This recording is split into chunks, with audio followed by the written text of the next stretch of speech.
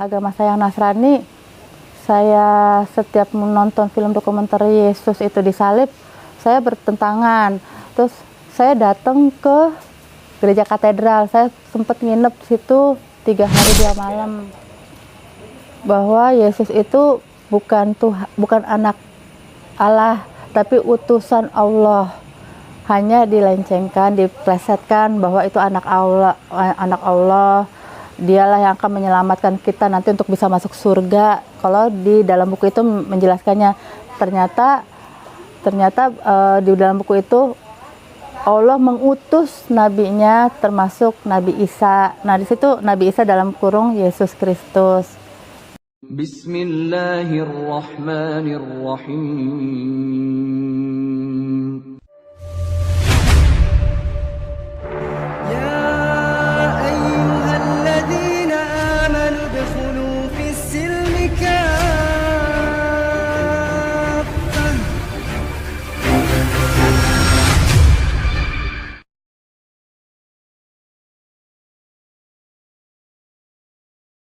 Assalamualaikum warahmatullahi wabarakatuh. Untuk sahabat ngaji cerdas, saya Ibu Erlitawati Butar-Butar.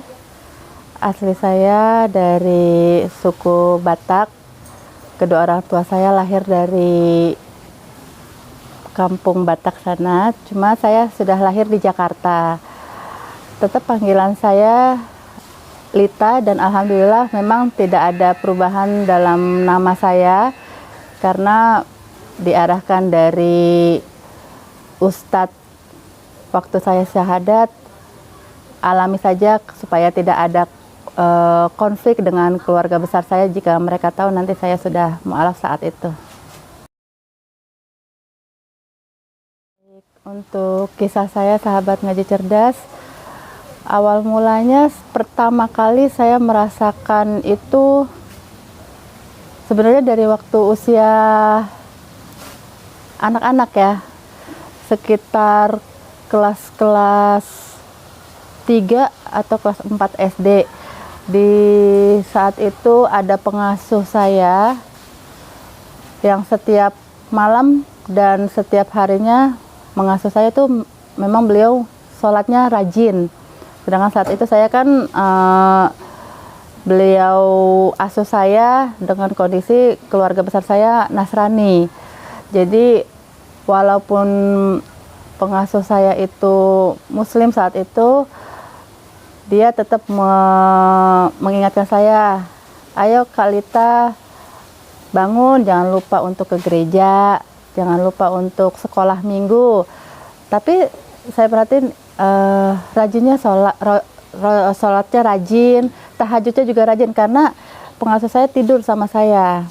Jadi setiap malam itu di jam-jam 3 atau di jam setengah 3, saya suka lihat pengasuh saya tuh bangun tengah malam.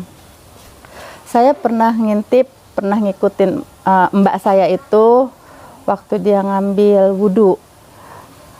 Sampai dia kaget, loh Kak ngapain bangun ngikutin mbak gitu. Terus enggak, mbak ngapain sih ninggalin aku, waktu itu saya gitu kan, karena kan saya memang deket sama pengasuh saya itu.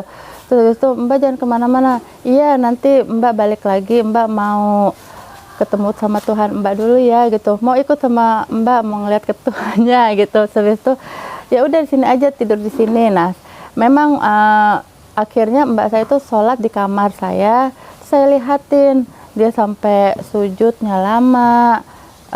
Saya suka membandingkan ya, waktu SD itu sampai kelas 6 dia ikut sama saya itu, ngasuh saya tuh kalau nggak salah tuh sampai punya anak, dari belum punya anak sampai udah punya anak. Itu saya perhatikan rajin sholatnya, sampai saya bilang kok bisa ya sampai menangis kayak gitu, sedangkan saya kan kalau ke gereja kan asal gitu. Lalu apa namanya, pergumulannya tuh, ini kan belum menemuin Islamnya ya? Belum. Pergumulan itu udah mulai berontak misalkan, wah ini ternyata ini Islam ternyata agama yang benar gitu. Ya. Itu awal mulanya tuh selain dari yang tadi itu bagaimana? Baik, jadi saya juga ikut kegiatan muda-mudi di gereja. Di kegiatan gereja itu saya selalu ditunjuk sebagai pemain musik. Selain di gereja, di kampus saya juga sebagai ketua musik mahasiswa Nasrani. Dalam kegiatan organisasi gereja, mau nggak mau saya kan pasti akan menonton film dokumenter acara-acara besar di Kristen seperti Natal, terus Paskah. Nah di situ setiap saya nonton film Yesus disalib tuh, ini saya kayak perang batin. Kok bisa ya Tuhan disakitin? Kok mau ya Tuhan sampai dicambuk? Itu dalam hati, nggak saya utarakan. Sampai ke depan beberapa waktu tahun lalu, saya suka cari tahu diam-diam. Apa sih agama yang sesungguhnya? Tuhan yang sebenarnya seperti apa? Kenapa Tuhan Yesus kok mau disakitin?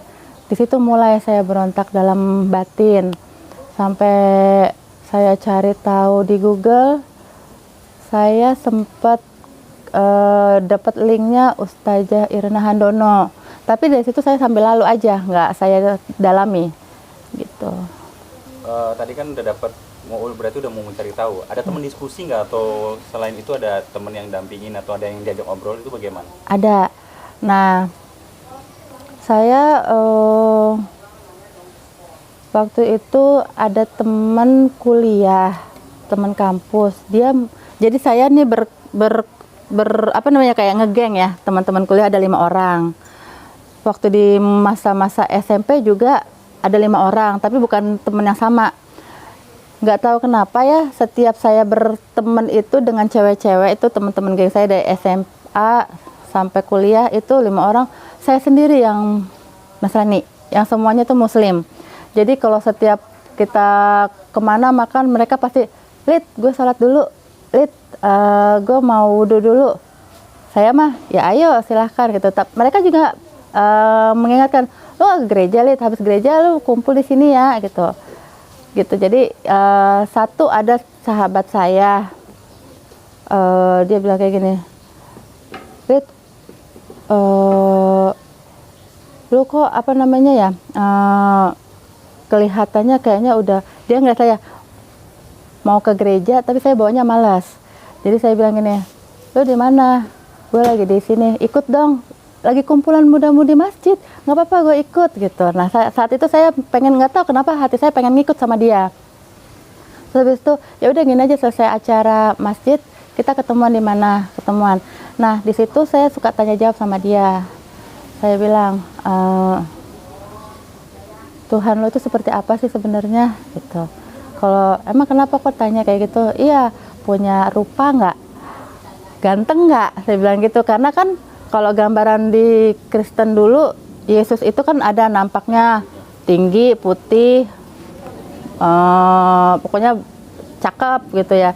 Nah saya pengen tahu Tuhannya di agama teman saya itu. Terus ya nggak kelihatan lah Tuhan gue, dia bilang gitu. Terus itu, masa sih nggak kelihatan? Terus ngapain lo sembah-sembah?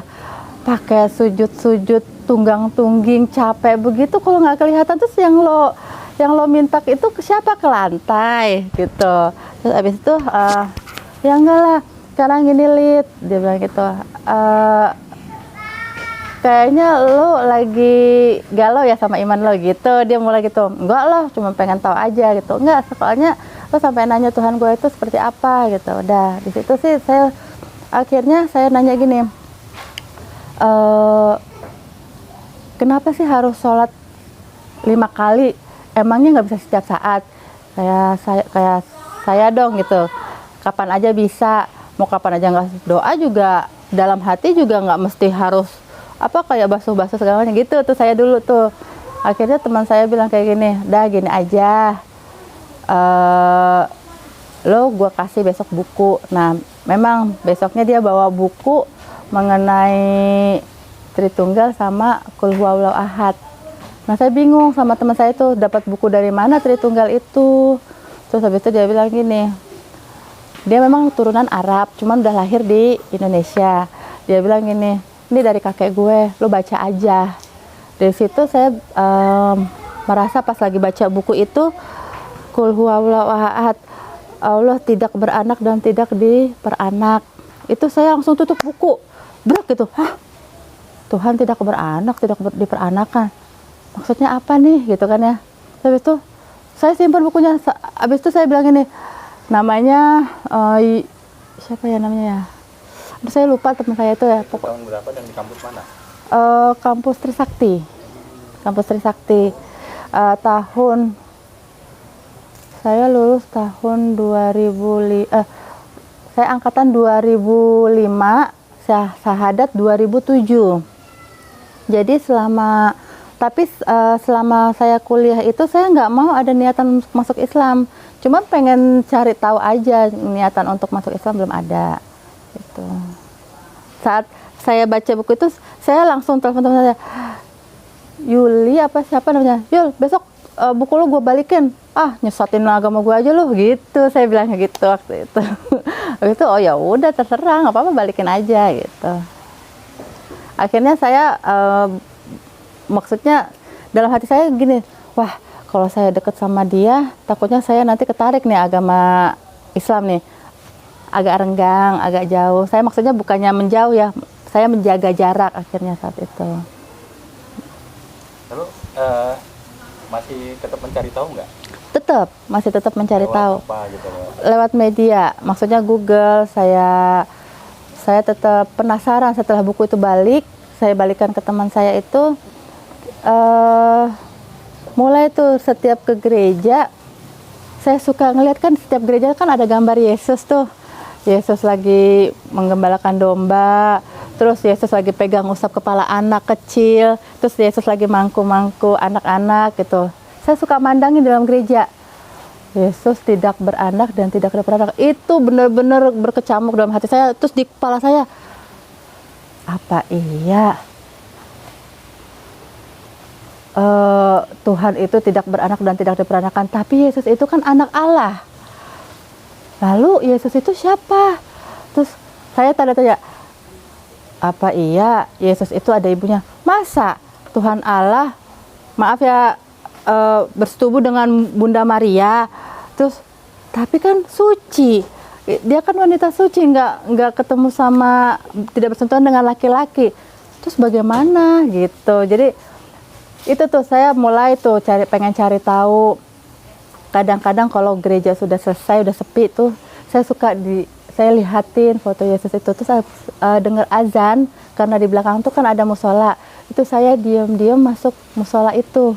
Setelah kondisi sepi, gereja sepi, jangan sampai ada yang ngeliat saya, karena kan orang tua saya aktivis gereja. Kalau saya sampai ketahuan masuk musola di belakang gereja tempat saya dulu, pasti mau nggak mau kan akan ketahuan sama keluarga saya. Jadi saya masuk ke musola itu diam-diam, saya cari-cari buku mengenai Islam, tapi nggak saya nemuin, kan karena kan kebanyakan Yasin, terus Al-Quran yang kaligrafi saya belum paham itu. Akhirnya saya cari tahu lagi lewat Google, cari baca-baca aja. Belum ada siapa orang yang mau saya tanya jawab waktu itu. Terus tadi mau memperdalam yang tentang, kan pertanyaan besar adalah begini, mendapatkan hidayah dalam gereja itu. Betul. Itu kan belum dijabarkan secara luas tuh. Betul. Gitu ya. Dapat terasa, wah ini ada yang salah nih. Iya. Setelah saya karena memang tetap mengingat ya buku dari teman saya itu. Saya cari taunya dari Google juga nggak begitu dalam. Mulai di gereja itu, jujur aja marbot gereja pun juga dari agama Islam. Mereka diberdayakan di gereja, diberikan fasilitas, jadi masuk Kristen. Saya sempat nanya sama marbot gereja, namanya Mang Karno. Mang, Mamang kan dulu Islam. Iya, kenapa Kalita? Emang masuk ke Kristen dasarnya apa? Kok Kalita nanya seperti itu? Ya enggak, pengen tanya aja kenapa. Memang dulu di agamanya Mang Karno, di Islam, apa Tuhannya nggak kelihatan sampai mau masuk ke Kristen mencari wujud yang nyata Tuhannya gitu. Jawabannya karena merasa nyaman, udah cuman itu aja, merasa nyaman di agama Kristen. Nyaman. Kenapa Mang Karno gitu? Terus saya pernah nyelutukin, nyaman karena kasih rumah dinas. Bilang gitu sempat. Terus habis itu ya termasuk itu dia bilang memang jujur semua keluarganya ditarik masuk semuanya. Intinya memang seperti itu. Terus saya dalam hati, wah saya cari agama yang sesungguhnya nih masih belum bisa dapat di sini. Akhirnya saya ke gereja, satu gereja yang paling jauh dari tempat saya supaya saya nggak ketahuan sama orang tua saya, di Bintaro Jaya sektor 9. Nah di situ masjid dan gereja itu hadap-hadapan. Jadi saya bilang sama orang tua saya, "Mah, mau ikut kebaktian, ada undangan." Padahal saya bukan, ada undangan. Nah di situ saya duduk di dalam gereja di depan masjid Raya Bintaro Jaya.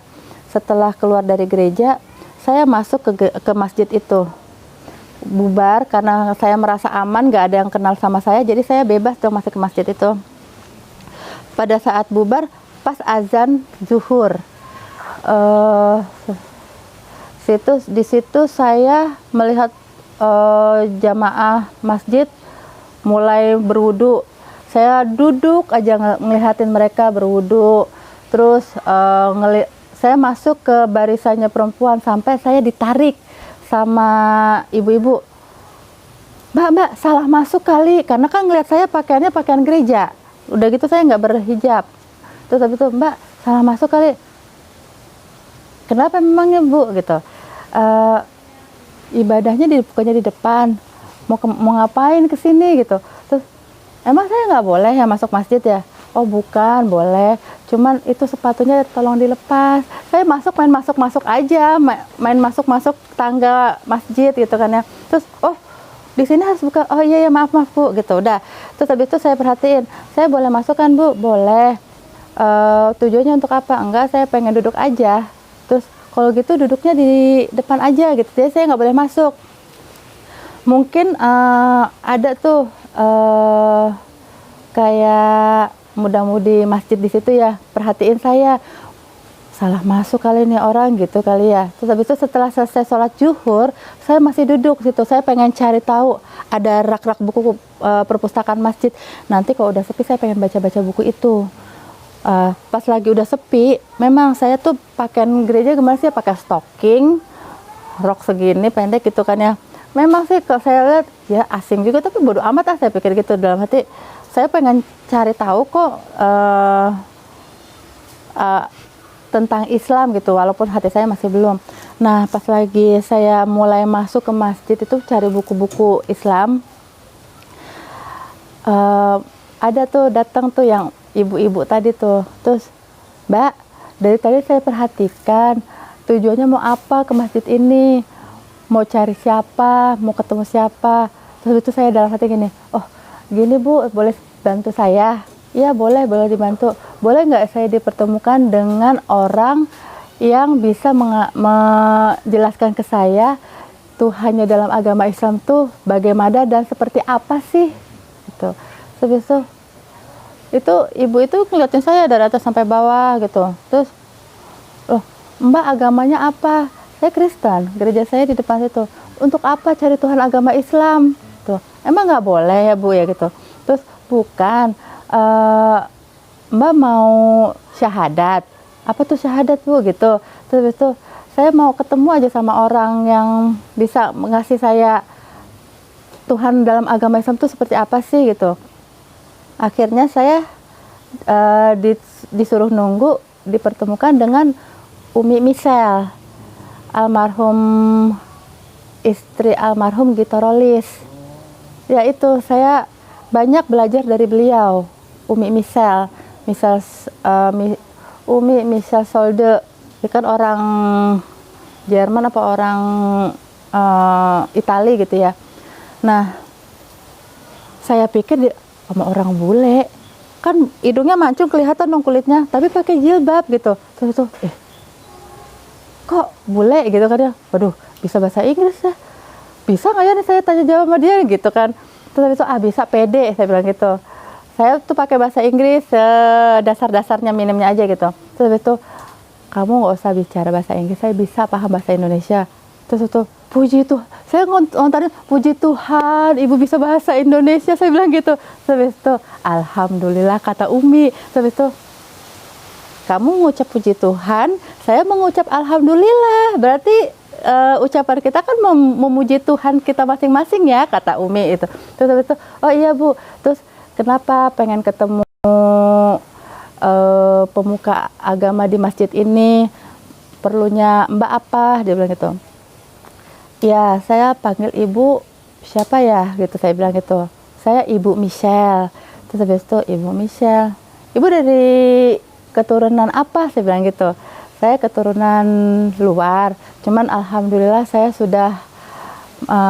sudah memeluk agama Islam. Memang ibu tadinya dari agama apa? Saya bilang gitu. Saya akhirnya tanya-tanya, saya tadinya dari Ortodoks. Dia bilang gitu. Ortodoks? Kristen Ortodoks ada. Ortodoks itu benar-benar fanatik banget. Fanatik dengan ketuhanan Tritunggal. Jadi, kok ibu bisa masuk Islam? Terus itu panjang ceritanya. Mbak mau cari tahu apa tentang agama Islam? Saya mau tahu Bu, Tuhan dalam agama Islam itu seperti apa? Kelihatan nggak mukanya? Wujudnya seperti apa sih Bu? Saya jujur aja gitu Pak. Jadi saya bilang gini, saya mau tahu cuman Tuhan dalam agama Islam. Lalu yang kedua, saya merasa di agama saya ini ada yang janggal di dalam hati saya. Setiap saya berdoa, saya merasa doa saya kok kayaknya nggak nyampe ya gitu. Bukan nggak nyampe, cuman saya sudah mulai merasa nggak yakin setelah saya baca buku dari teman saya. Memang buku temannya mengenai apa? Itu katanya Tuhan saya itu tidak beranak dan tidak diperanakan. Betul, memang betul. Memang Tuhan itu tidak beranak dan tidak diperanakan. Terus mana ada Allah yang maha besar beranak dan diperanakan. Terus habis itu, loh, ibu kan berasal dari agama Kristen, pasti memahami dong Yesus itu siapa, anak Tuhan Allah. Lalu kenapa kok ibu bisa bilang tidak beranak dan tidak diperanakan? Karena itu pemahaman dari nenek moyang zaman dulu, zaman jahiliyah. Nah, Umi itu bilang itu, Umi Michelle. Nah, mulai dari situ saya dikasih bukunya Ustazah Irena Handono lagi mengenai Qul Huwallahu Ahad. Buku yang dikasih dari teman saya, yang saya kembaliin, nggak tahu kenapa ya. Kayaknya Allah itu memang benar-benar, nih kamu saya pertemukan dengan orang-orang yang benar-benar hidayah kamu bisa dapat gitu. Jadi, loh, kok buku ini lagi? Ya ini Bu, ini buku dari teman saya itu, saya balikin. Saya nggak mau saya baca ini, saya bilang gitu. Tuh, loh, kan kamu pengen tahu Tuhan dalam agama Islam itu seperti apa? Ya ini, kamu baca buku ini, kamu akan dapat seperti apa Tuhan dalam agama saya itu. Terus nggak mau, nanti saya masuk Islam lagi. Saya gitu awalnya, gitu. Tapi memang akhirnya saya nggak mau terima dulu itu buku. Jadi nggak Bu, saya takut nanti saya masuk Islam lagi, nggak mau Jadi waktu itu saya masih nolak. Tapi 2 minggu apa ya setelah semenjak bertemu dengan beliau, kayak perang batin. Iya ya penasaran ya. 2 minggu dia memang Umi itu tinggalin. Kalau kamu mau komunikasi lagi dengan saya, ini nomor saya. Saya hubungin. Umi, bukan. Ibu, saya mau ketemu ibu lagi. Saya pinjam buku ibu untuk saya baca. Gitu. Udah ketemu tuh. Saya ketemu, terus Umi cuma pesan satu. Kamu pahamin isinya, bukan berarti kamu akan masuk Islam. Kalaupun kamu terpanggil untuk masuk Islam, bukan karena saya, tapi karena Allah yang sudah membolak-balikan hati kamu ya Lid. Saya gampang aja masukin kamu untuk masuk Islam. Syahadat sekarang juga pahala saya dicatat sama malaikat. Tapi saya nggak mau nanti suatu saat nanti pemahaman kamu minim tentang agama Islam, kamu akan cepat balik lagi ke agama yang dulu. Cukup baca buku ini, nanti setelah itu balik hubungin saya untuk mengembalikan buku ini. Dah, seperti itu. Jadi setelah buku itu saya pegang, saya baca itu diam-diam tanpa ketahuan sama orang tua saya. Benar-benar ngupas semua tentang Trinitas dari Irena Handono seperti apa, itu bahwa Yesus itu memang anak Allah, tapi bukan anak dari persetubuhan, tapi memang utusan. Jadi saya dijelasin dengan gamblang di dalam buku itu dari Ustazah Irena Handono seperti itu. Ya. Bukunya judulnya apa? Mengupas tentang Qul Huwallahu Ahad. Saya nggak langsung untuk masuk Islam, tapi saya nekat sama diri saya, enggak, ini saya waktu baca buku itu saya masih ingin cari tahu lagi. Kalau agama Islam mengatakan bahwa Tuhan itu tidak nyata, dia berwujud zat. Kalau dengan agama lain seperti apa ya itu. Jadi kan saya kan lagi perang batin, karena saya merasa di agama saya yang Nasrani, saya setiap menonton film dokumenter Yesus itu disalib, saya bertentangan. Terus saya datang ke gereja katedral, saya sempat nginep di situ 3 hari 2 malam. Saya ngaku sama orang tua saya ada tugas bikin skripsi, padahal saya nginep di katedral. Saya ngelihat jalannya salib, pastor itu manggil jamaahnya masuk ke kamar suci untuk pengakuan dosa. Saya dengar, saya sempat masuk juga ke kamar suci itu untuk pengakuan dosa. Terus habis itu pengakuan dosa, dalam hati saya gini, enak banget ya, setiap masuk merasa suci, mengakui dosa, ntar keluar dari kamar itu bisa bebas buat dosa lagi, ntar masuk aja lagi kamar. Terus itu nggak masuk akal sama saya waktu itu. Terus itu enggak benar nih, saya pikir gitu. 3 hari 2 malam. Habis itu saya pulang ke rumah, saya pengen cari tahu lagi ke wihara yang di Kelenteng mana ya waktu itu. Saya kan kuliah di Trisakti. Nah, situ kan banyak tuh ya agama Buddha sama Hindu. Saya masukin ibadah-ibadahnya mereka. Tetap juga nggak masuk sama saya. Itu kalau Umi Misel bilang selama 9 bulan 10 hari saya mencari tahu dari agama yang satu ke agama yang lain, mengupas agama Islam, balik lagi ke gereja saya 9 bulan 10 hari saya baru hubungin Umi Misel. Saya bilang, Umi, saya mau Ibu Misel, saya mau ketemu Ibu. Lita sudah paham isi buku dari saya. Itu 9 bulan 10 hari percis sama kayak dalam kandungan ibu ya. Terus mau ketemu di mana kita? Saya nggak mau di masjid itu gitu. Oh, nggak bisa Lita, saya mau kita ketemu di masjid. Tapi ibu nggak bikin perangkap sama saya kan? Astagfirullahalazim, kata Umi gitu. Terus kamu sudah seuzon sama saya gitu. Apa tuh ibu seuzon gitu? Ya udah gini, kapan kita mau ketemu? Saya tunggu bada asar. Bada asar apa ya Bu? Saya bilang gitu. Terus setelah sholat asar di jam 4 ya kamu ketemu saya di masjid kemarin.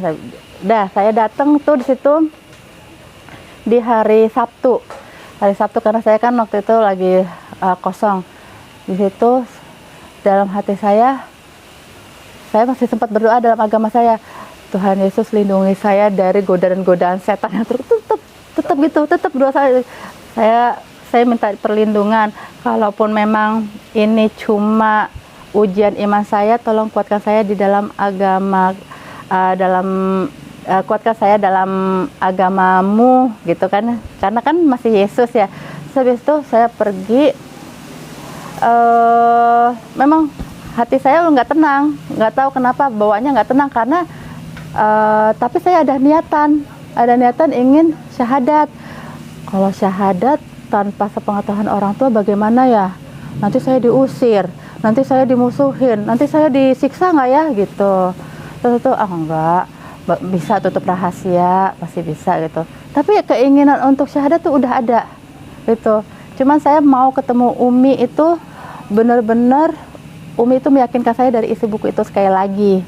Itu setelah asar saya dipertemukan sama Umi, itu mengupas buku sampai bada maghrib, nggak langsung syahadat, nunggu lagi sampai bada isya. Setelah bada isya, ya Umi, saya mau syahadat sekarang. Bukan Umi, iya Bu, saya mau syahadat sekarang.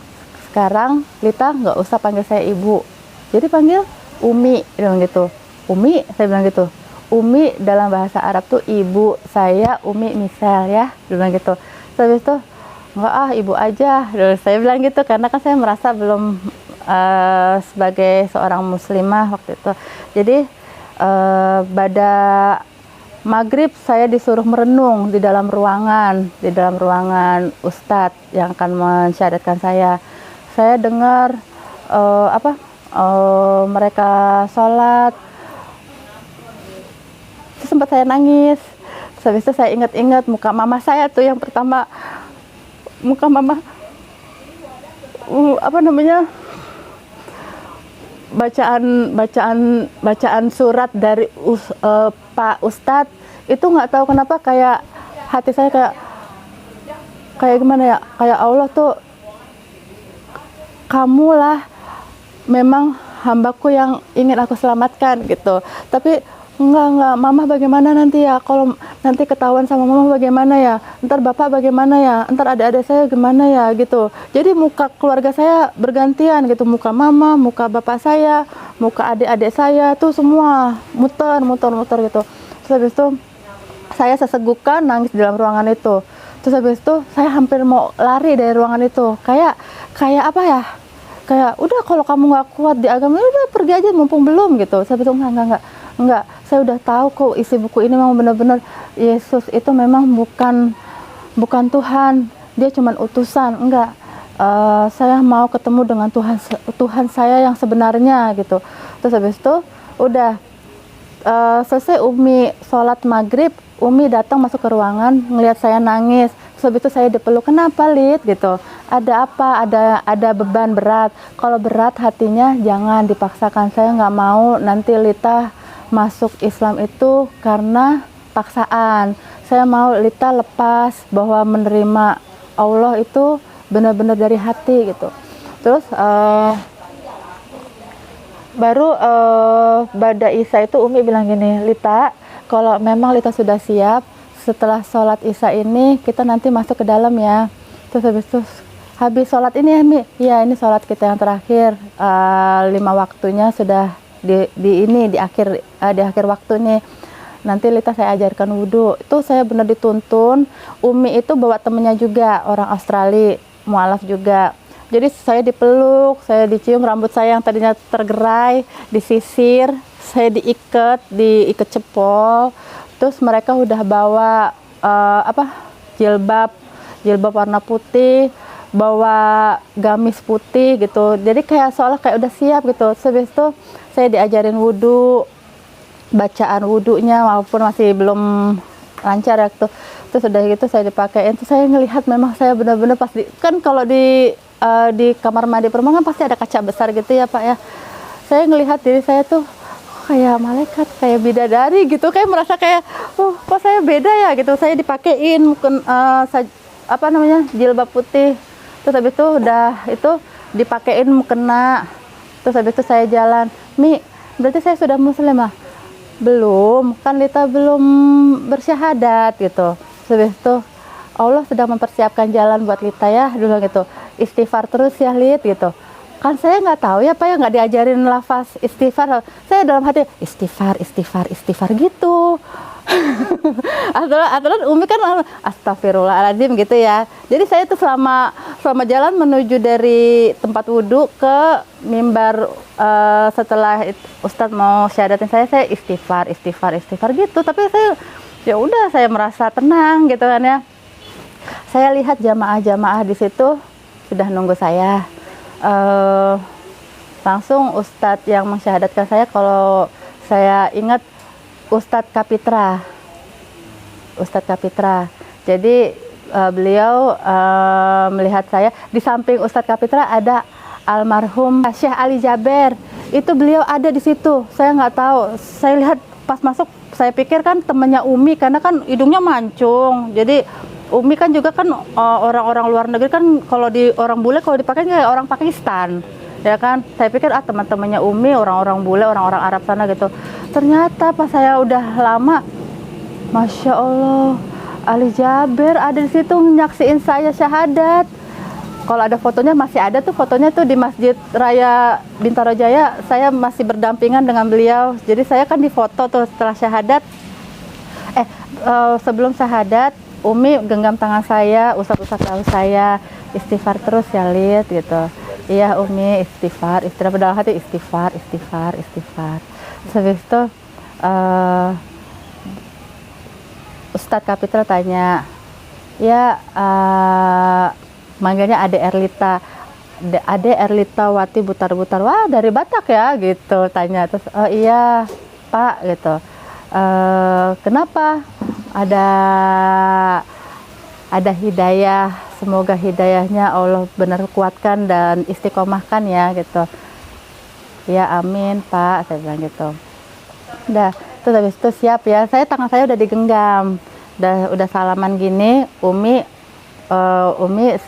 saya sebelum genggam itu saya sempat nangis karena muka mama sama bapak tuh terus kayak muter aja gitu. Habis itu saya sempat nangis, terus habis itu nggak apa-apa, nangis bahagia karena Lita itu akan lahir lagi seperti bayi yang baru lahir, akan dibersihkan dosa-dosanya.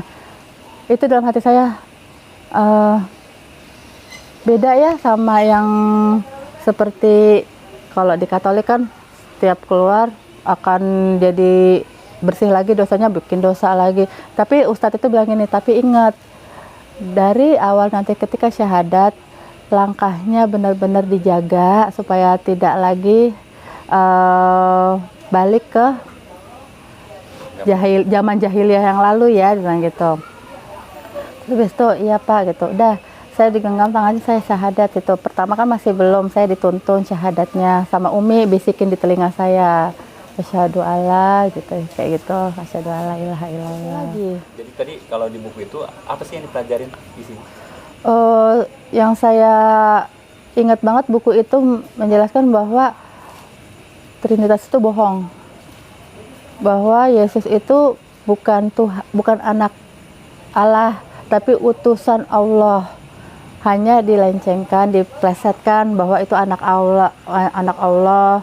Dialah yang akan menyelamatkan kita nanti untuk bisa masuk surga. Kalau di dalam buku itu menjelaskannya, ternyata di dalam buku itu Allah mengutus nabinya, termasuk Nabi Isa. Nah di situ Nabi Isa dalam kurung Yesus Kristus. Karena Umi Misel itu setelah saya syahadat, dia benar-benar gamblang menjelaskan. Jadi setelah saya syahadat, saya dipeluk, lalu di dalam masjid itu Umi benar-benar beberin, Lid, sekarang kita sudah seiman. Tapi Lita nanti jangan kaget ya, kalau nanti akan bertemu dengan orang-orang dari beragama Islam, namun tidak sesuai dengan apa yang Lita harapkan. Maksudnya Mi, karena Islam adalah agamanya, orang-orangnya bisa saja nanti Lita akan bertemu dengan mereka. Suatu saat nanti akan bertemu dengan orang yang beragama Islam, mungkin nanti akan nyakitin Lita, akan melukai perasaan, atau akan bully. Dari agama Islam tuh bukan agamanya yang menyakiti, tapi memang orangnya yang belum.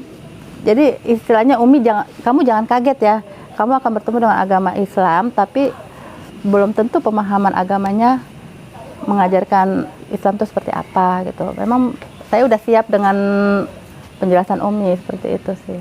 Maaf ya sebelumnya, karena saya dulu aktivis di gereja.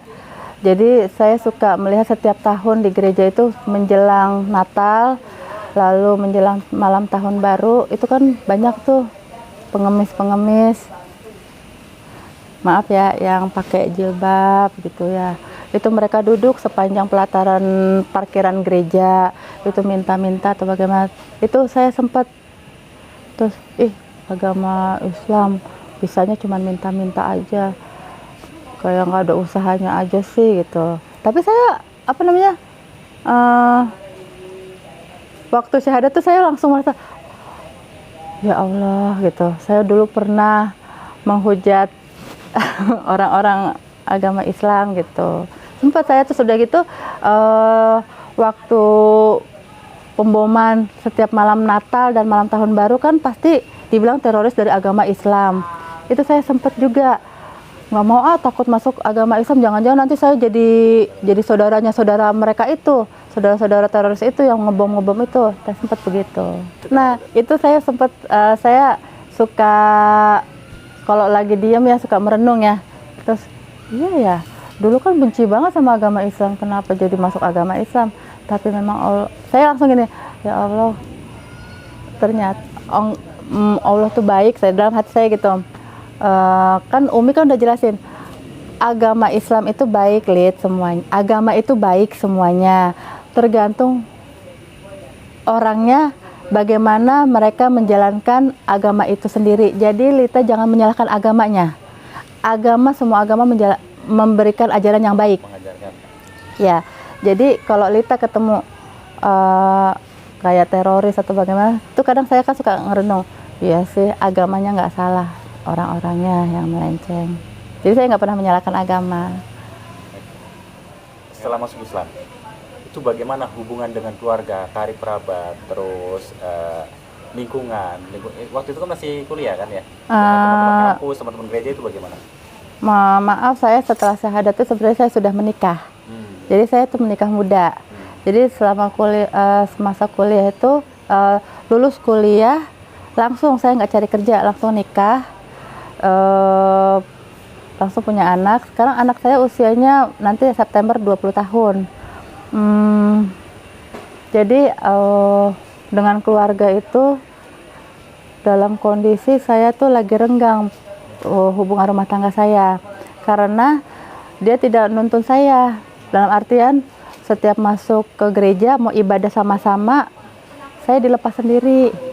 Jadi dia asik sama teman-teman nongkrongnya di luar gereja. Misalnya kayak gini nih, kayak ada tempat kantin, tempat minum, ngopi atau gimana.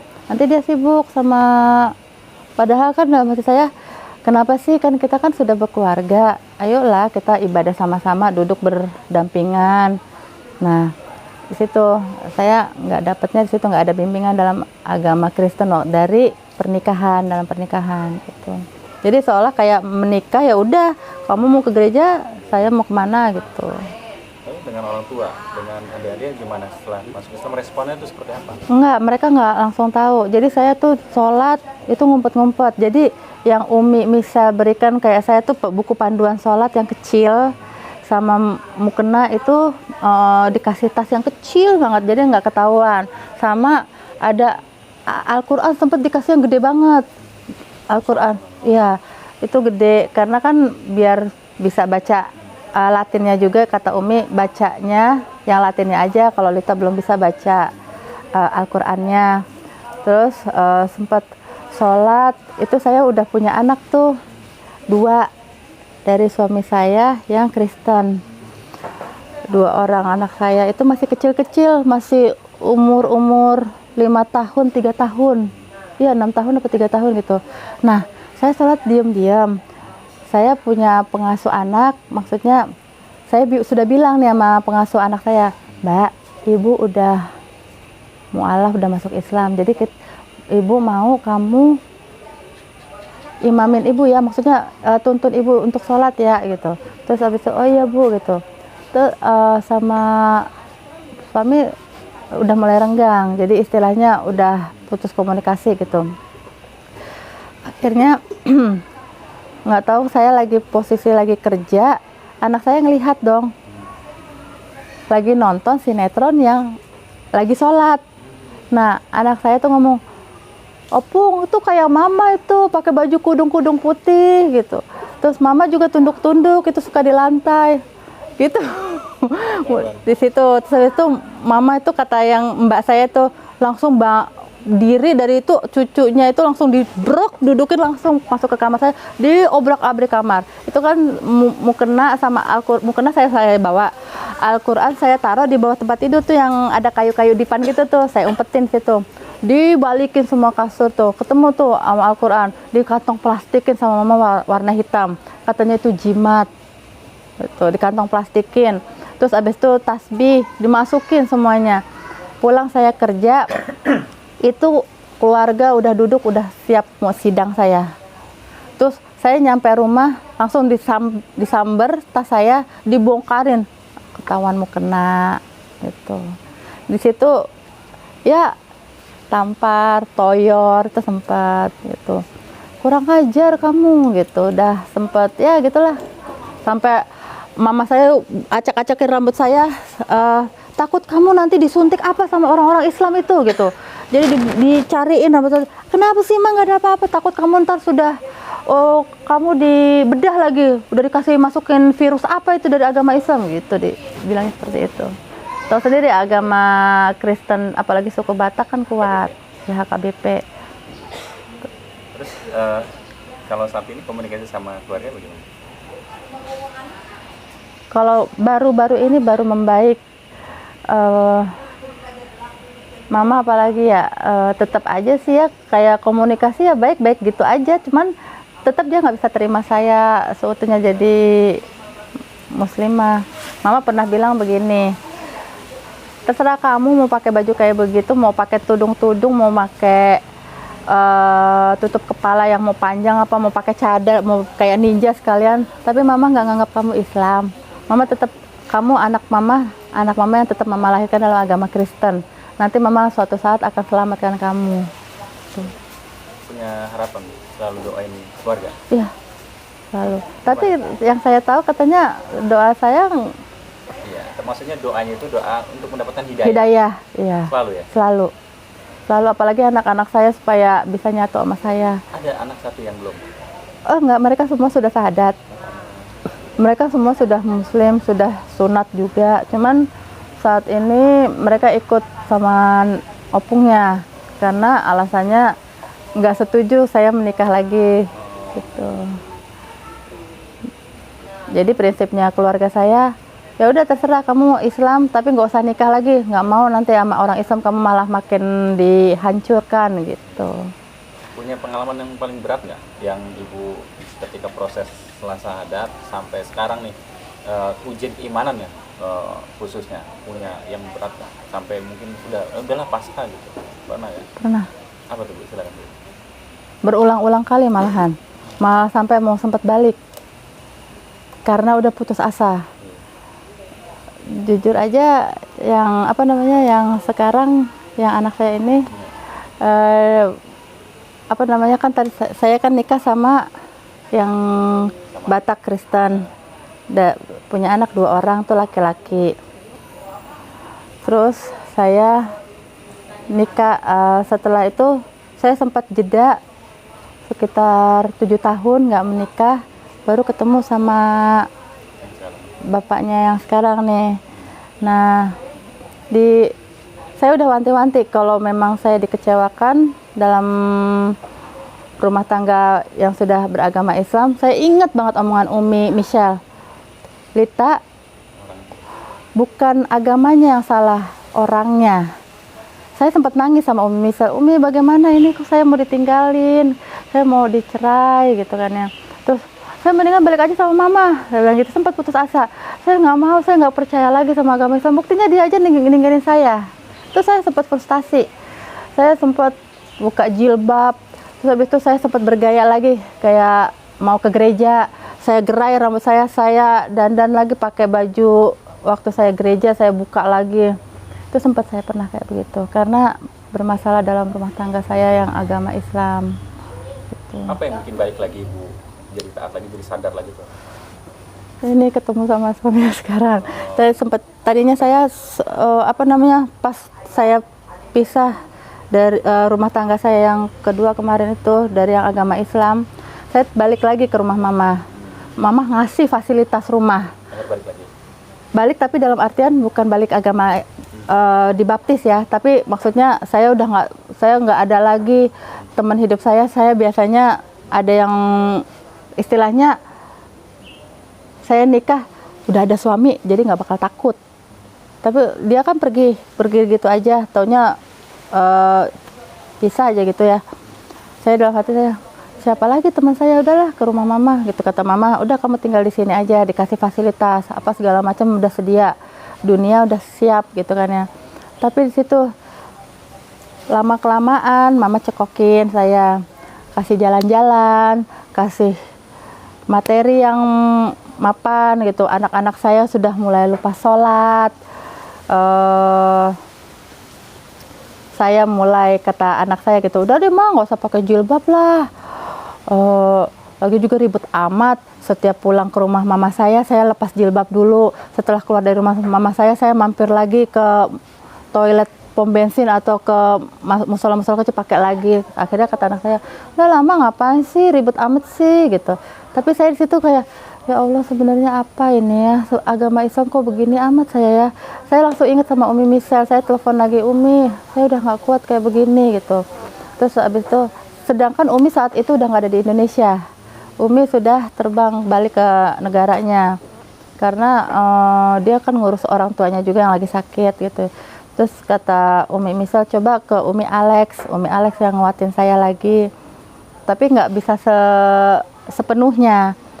Nah dari situ saya mulai tuh kata mama narik ijazah asli saya ditarik supaya saya takutnya cari kerjaan mapan lagi, saya punya penghasilan lagi, tapi saya memperdalam agama Islam. Dia takut, mama tuh takut saya memperdalam agama Islam makin dalam lagi. Terus udah itu saya sempat dibawa terbang ke Manado. Dibawa terbang ke Manado itu mau dibaptis lagi. Itu saya kabur dari Manado. Itu adik-adik saya ikut nemenin. Memang Allah ya memang baik, kasih saya hidayah lagi, saya dipertemukan dengan suami saya yang sekarang. Tadinya saya memang sempat mau balik, saya udah putus asa gitu kan ya, buka tutup jilbab gitu. Terus anak saya yang perempuan ini tadinya mau dibawa sama opung. Jadi opung tuh prinsipnya kalian itu domba yang tersesat. Kalau kamu nggak bisa mama selamatkan, cucu-cucu mama yang mama selamatkan. Jadi anak dua saya tuh yang laki-laki yang menurut mama itu udah bisa diselamatkan, walaupun anak saya tuh meyakinkan saya, enggak ma, tenang aja, aku masih tetap sholat gitu. Yang perempuan juga mau dibaptis tadinya sempet saya tuh prinsip, wah kalau kayak begini nggak bisa, saya harus cari pondok pesantren untuk anak saya yang perempuan, walaupun bapaknya nggak peduli, saya harus tetap buat dia gitu. Tadinya kan saya ada rencana anak-anak saya mau dipondokin yang dua laki-laki, tapi kan karena udah kebawa arus dari keluarga saya, udah impian saya untuk masuk pondok pesantren nggak bisa. Akhirnya anak saya yang perempuan saya pikir saya pondokin.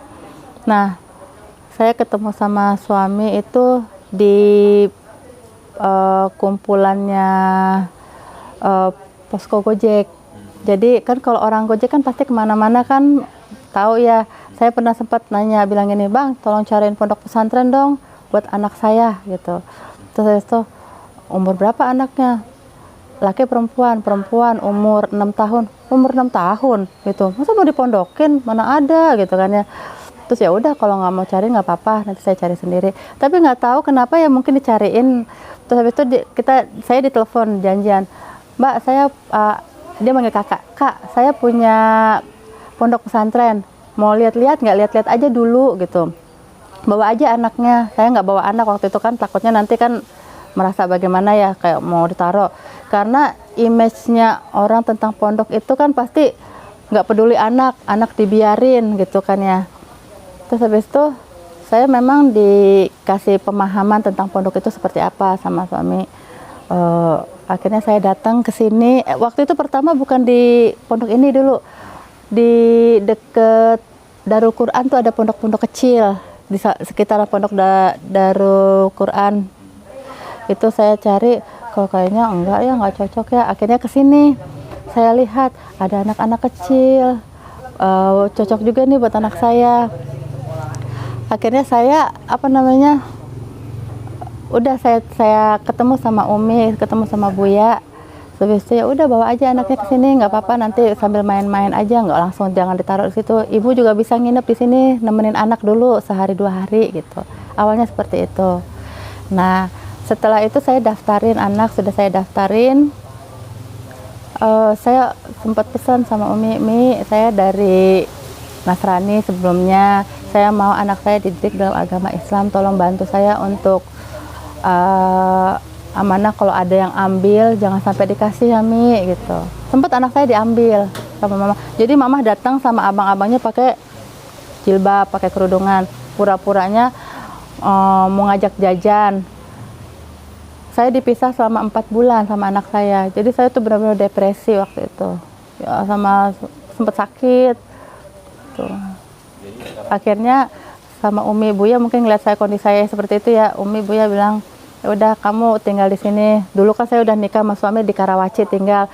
Saya bolak-balik dipanggil ke sini untuk nyari anak saya, kelihatan capek. Kata Umi Buya, udah Ibu Lita tinggal di sini aja, itu ada kamar kosong, nanti kita ini bantu kami di sini ya untuk ngajar anak-anak seperti itu. Sampai sekarang. Ngajar? Alhamdulillah SD, IT. Memang benar ya, istiqomah itu memang penting banget, istiqomah yang terus menerus. Jadi saya ingat pesan Umi Michelle, Lita istiqomah, istiqomah terus, istiqomah ya Lit. Walaupun kadang-kadang hati kita ingin, tetap ingat Allah itu sayang sama Lita. Allah itu memang tidak tidur. Allah itu nggak mau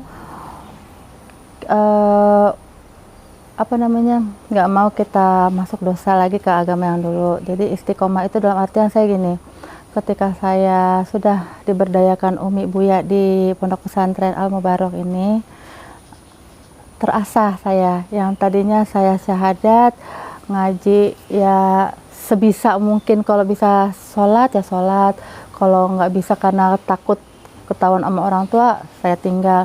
Di sini benar-benar saya kayak ada alurnya gitu. Jadi apalagi suami ya, dulu saya nggak pernah diajarin namanya bacaan sholat, bacaan berwudu, bagaimana tata cara dari mandi, dari sikat gigi juga, dari kita ada di dalam kamar mandi seperti apa, nggak boleh apa-apa gitu. Saya banyak tahu di sini, banyak tahu juga dari suami gitu. Jadi kalau menurut saya sampai sekarang, saya setelah menjadi muslimah dari tahun 2007 baru terasa di 2 tahun belakangan ini gitu. Semuanya teralur, istiqomah saya yang tadinya sempat memundur, oh ya istiqomah lagi, diingatkan sama suami. Sahabat ngaji cerdas, saya banyak merasakan perubahan dalam hidup setelah menjadi seorang muslimah. Itu berkat Allah hadirkan hidayah karena kasih sayangnya kepada saya. Allah benar-benar baik, memang benar-benar baik, karena saya dipertemukan dengan orang-orang yang baik, karena sudah ada tertulis orang baik akan dipertemukan dengan orang yang baik. Jadi saya sangat bersyukur bisa bertemu dengan Umi Michelle Solde, Umi Alex. Beliau adalah guru saya dalam mencari keimanan. Kemudian saya juga bersyukur bisa dipertemukan dengan suami saya yang sekarang. Saya bisa bacaan sholat dari beliau, mulai bisa ngaji dari beliau. Tadinya ikro belentang-belentong, itu benar-benar dari suami saya. Terus kepada Buya Hidup Indrawan, Umi Mukminah yang sudah memberikan saya tempat yang indah di Pondok Pesantren Al Mubarok ini, saya bisa berkarya, saya bisa diberdayakan. Insya Allah dengan saya berada di tempat Al Mubarok, saya bisa semakin menguatkan iman saya dan selalu istiqomah. Dan juga saya juga sangat bersyukur bisa dipertemukan dengan sahabat saya, namanya saya lupa karena saya sempat mau menjauh dari dia, tapi dari buku itu saya dipertemukan lagi sama Allah melalui Ummu Misal, buku Ustazah Irna Handono mengupas Qul huwallahu ahad, Qul huwallahu ahad gitu. Terima kasih sahabat Ngaji Cerdas, semoga inspirasi hidayah saya bisa menguatkan iman kita dalam agama Islam. Wassalamualaikum warahmatullahi wabarakatuh.